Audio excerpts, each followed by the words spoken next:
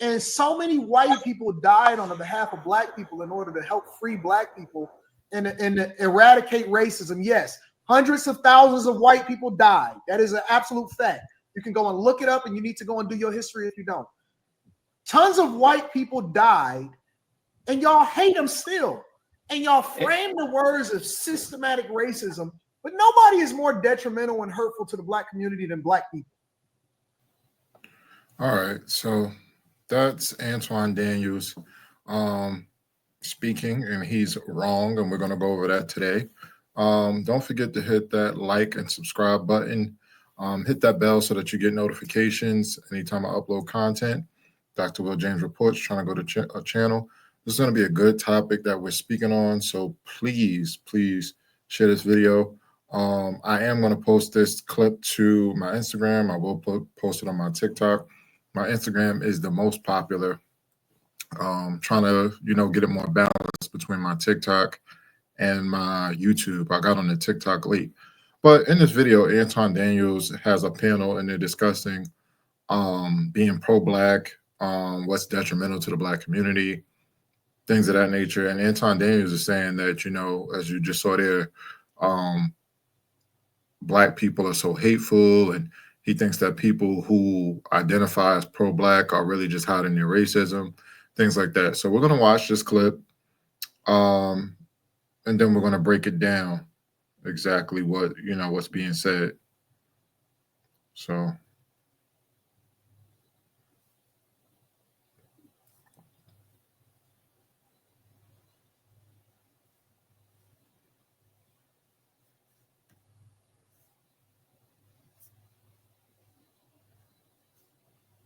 Nobody. Y'all rob each other. Y'all kill each other. Y'all go against each other. But why is that, Anton? You steal from each other. Listen. Hold on. Firstly, the first thing he said was wrong. When he said, thousands of white people have died. And hold on, I want to make sure I play the exact verbiage he used again, and I'll stop it there. And y'all begged the motherfuckers to help y'all.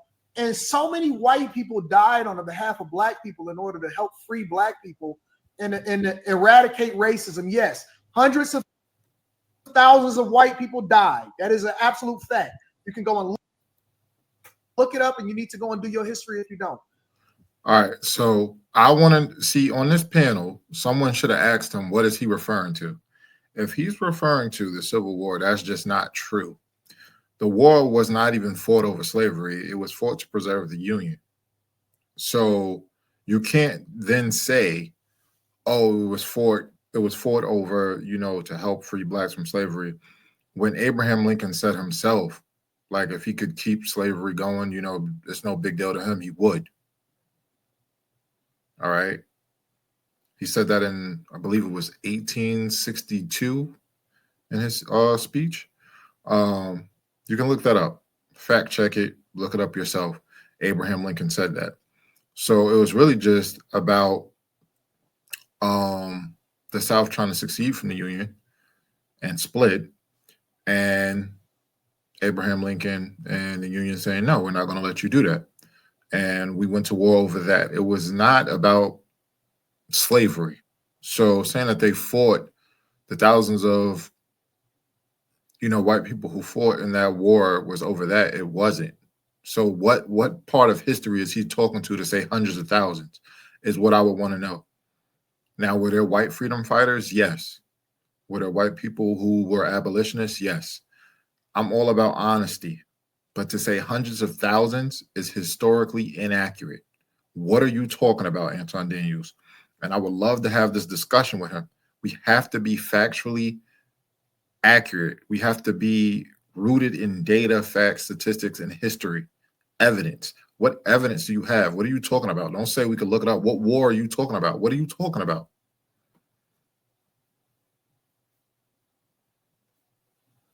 Tons of white people died, and y'all hate them still. And y'all frame the words of systematic racism, but nobody is more detrimental and hurtful to the black community than black people. What does he mean we frame the words of systematic racism? Like, What are you talking about? And Anton Daniels, this is crazy because he usually does good takes. I like I think the majority of his takes I like.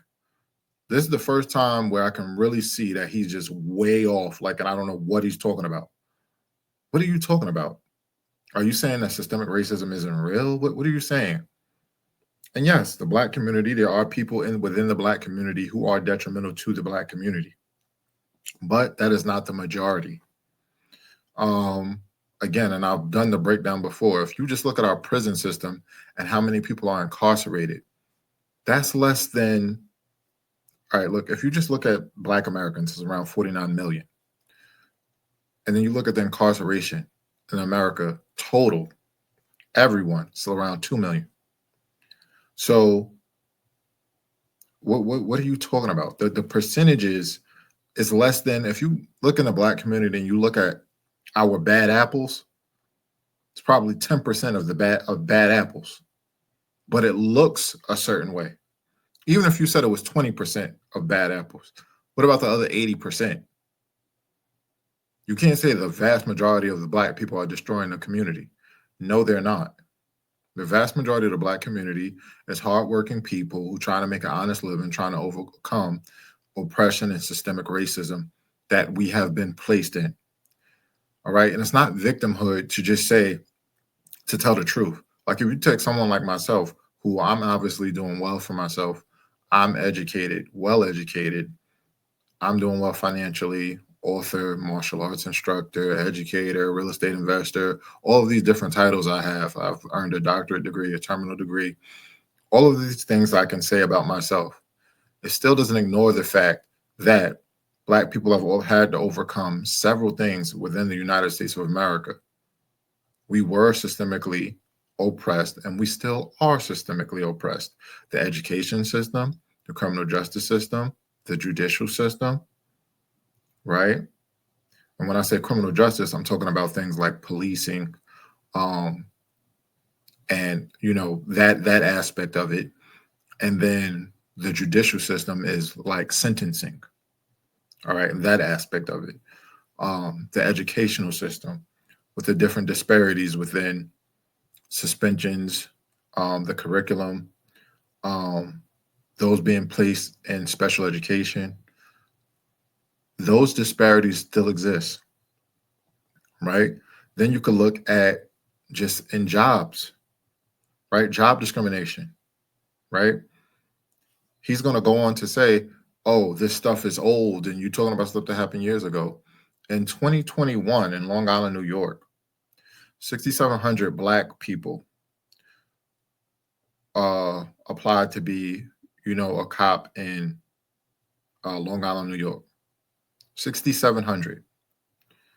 Out of 6,700, only 67 made it. Out of 6,700, 6,700, 67 made it. The rest were disqualified. The main reason for disqualifying these participants, potential cops, was they failed the psychological exam. The psychological exam is opinion-based. It's not factually based. There's no way to make it factually based. There's a current lawsuit going on about it. So less than 1% of Black people were hired when 6,700 qualified to take the test. So these are 6,700 participants who didn't have a criminal record, took the physical exam, turned in their paperwork, all of that stuff, and then were disqualified. Right? And Black participants were significantly more likely to be disqualified off of a psychological exam. And then what Antoine doesn't understand about this systemic issue, the person who's asking the questions, the person giving the psychological examination is not Black. So that's a hurdle when they ask you questions and the person asking you the questions doesn't come from the culture you come from. It's more difficult for them to understand you. And when it's a racial component, it makes you more uncomfortable, and it makes you wonder when you are disqualified, was it because of my race? When you take these exams, they don't even tell you specifically which questions were answered incorrectly or why they feel you, or they give you vague descriptions as to why, participant shows signs that, they may not do well in harsh conditions. It's real vague. And you're like, well, what question did I answer that gave me that? So I don't know what Anton is talking about, but let's watch. Nobody. Y'all rob each other. Y'all kill each other. Y'all go against each other. But why Y'all is that, stab Anton? each other, you steal from each other. Who is y'all? Like he not black, and you generalizing the whole black community. What are you talking about? Listen, hold on, real quick. But nobody is forcing you. Stop making a proximity argument. Stop talking about this white systemic racism shit. You don't even feel like your neighborhood is valued until a white person moves in it. You move away from black. That's not true. I grew up in an all-black community, and it's not ghetto. It's not harmful, and I feel it's valuable. Neighborhoods, and then you want to move back to it when white people come and fix it up. Like, y'all are evil, and the fact of the matter is, you are raising your kids to be just as evil as you. And the worst thing about it is that kids don't come out evil. They come out to be a reflection of their parents. So when your kids, the same way that you did, because y'all parents failed y'all, when your kids grow up and they say white people and white supremacy, that's a taught, learned behavior. They never experienced that shit. You put it in them. And I hope that y'all know that y'all gonna have to be accountable for the hate that y'all put into people when y'all. Hold on, Anton. So let me say something real quick. You have to be accountable for that shit. When you gotta get called up, and I know y'all don't believe in spirituality, but I'm telling you that when you get called to the pearly gates, you're gonna have. Jesus gonna love me. You're gonna have Jesus to be got my heart. for your evil behavior and how much you perpetuated and how much you continue to put generational curses in your ugly kids. And then I'm not talking about physically ugly. I'm talking about their ugly hearts. Anton, are you saying being pro-black is evil? Yes. So do you say the same with white? That's where, see, this is where he's clearly wrong, right? He just said that being pro-black is evil. All right, let's look at the definition for pro-black. And I always tell people, and I said this in my first book, but you should always define terms, right?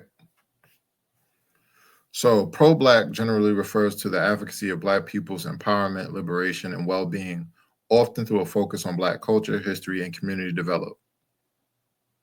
It's a perspective that emphasizes the importance of black people taking control of their own narratives and building power within their communities. And he has a problem with that. Let me see the exact question, the way it was asked. Telling you that when you get called to the pearly gates, you're gonna have. Jesus gonna love me. You're gonna have Jesus to be got my heart. for your evil behavior and how much you perpetuated and how much you continue to put generational curses in your ugly kids. And then I'm not talking about physically ugly. I'm talking about their ugly hearts.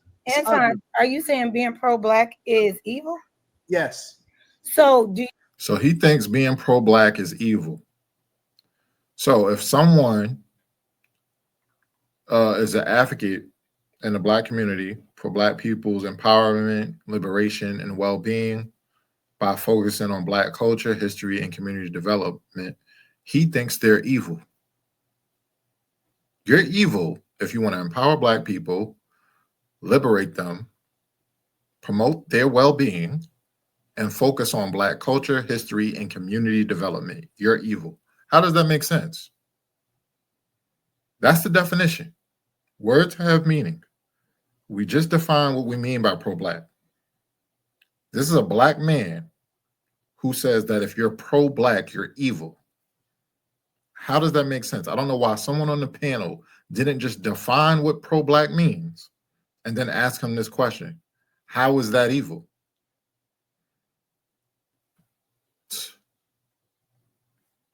You say the same with white people when they say whites only, when they say white power, when they say we don't want blacks over here, when they go and they terrorize black neighborhoods just because. That's not the same thing. That's not being pro-white. That's just flat out racism. That's KKK-ish. They're black because they don't want to see, because they don't want to see. But wait a minute, hold on, wait a minute. Let me finish, big dog. I'm just making sure that it's asking a question. I'm just making sure that it's the same across the board, because they kind of started that whole thing. You know what I mean? They kind of started the whole whites only, white power. We don't want any blacks. We don't want any Hispanics. Have you ever seen a white power, whites only sign? So now, oh my God. So now we're gonna act like. Listen.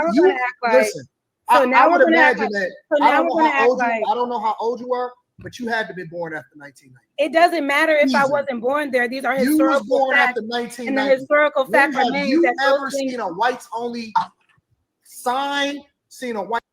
So is he saying because there's no whites only signs now in America, there is no racism?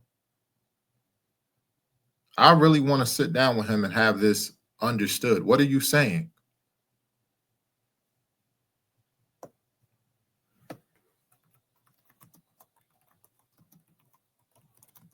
What is he saying?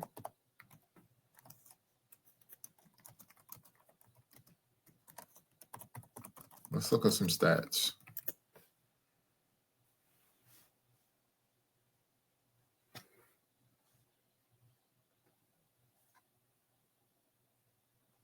So you can still look up all of the data as of 2024.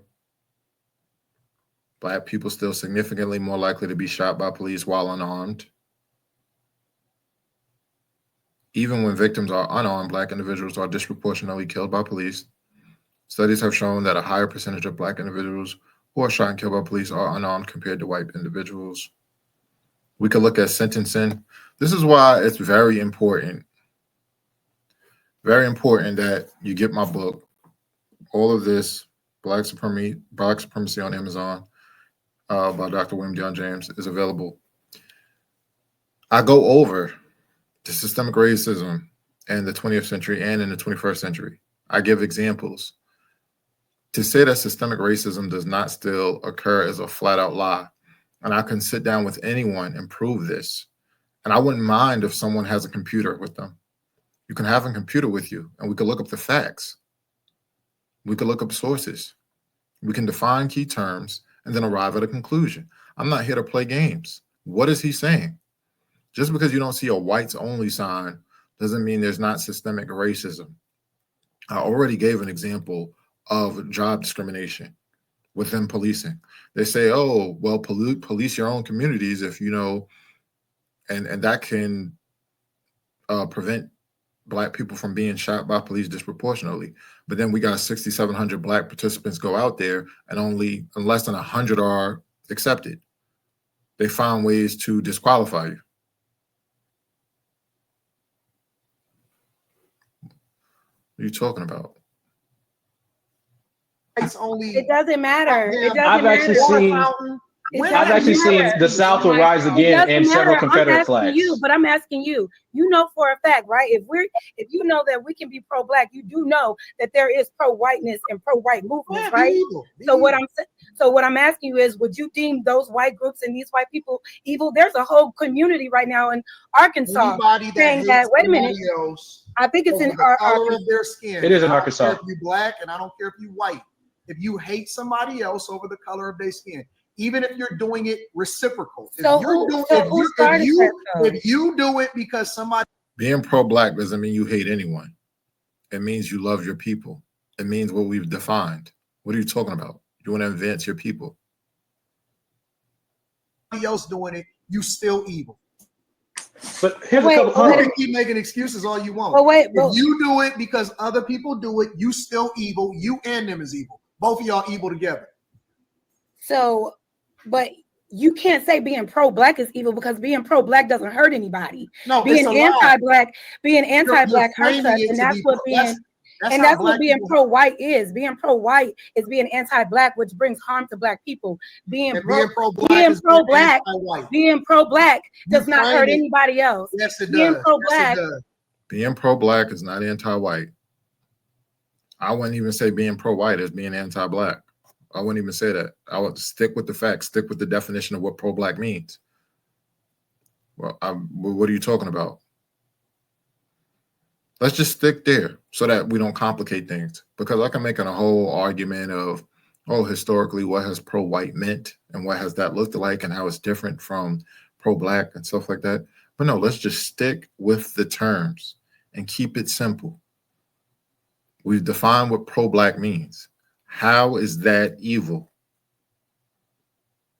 You could say, you can make things up. Oh, in your perception and your understanding of the people you know, the people who you know that identify as pro-black, in your opinion, they're racist and they're using it to mask their true racism. That's your opinion. That's not fact. That's anecdotal evidence. What the facts are is what the definition is of pro-black.